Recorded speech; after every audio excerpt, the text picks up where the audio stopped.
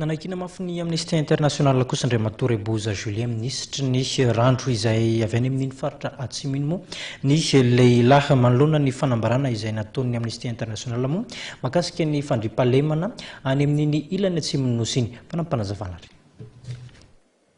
Ny tsipaka ny fanambarana fa misy ny vonomoka ataon'ny hery manokana tandro filaminana tany amin'ny ponina tany Atsimon'ny Nosy Andriamatoa Boza Julien ministra rano androany.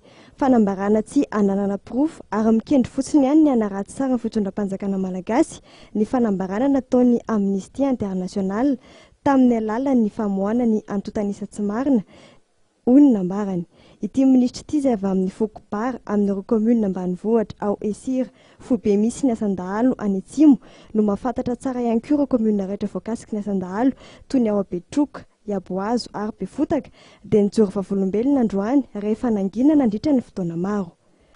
Fa tsy tokony andainga kosa au niveau international zava-misy any aminay any ka hoe maty ny zazakely nidorana, maty ny vehivavy nidorana, ny handikape nidorana ao anaty trano.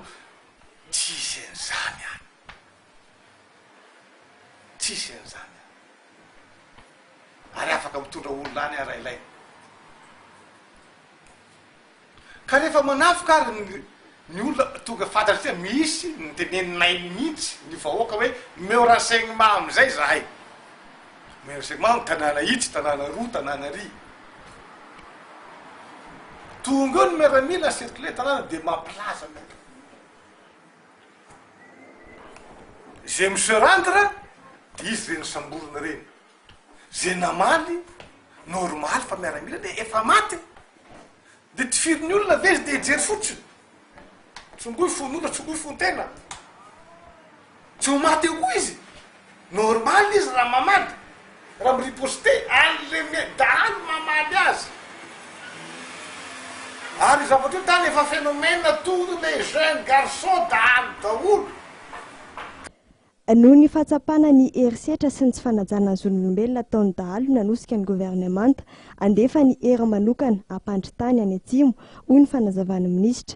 Ratsahivona namoaka tatitra momba ny fidinana ifotona taona tamin'ny volana septambra lasa teo tany amin'ny tapany Atsimon'ny Nosy iny ny iraky ny Amnesty International Andriamatoa Christian Mokosa apikaroka eo anivon'ny fandaranasa momba ny Afrika ao anivon'ny Amnesty International ka nanambarany tamin'izany fa maro ireo olona namony ainy noho ny herisetra mihoatra tanterahany ireo mpitandro filaminana.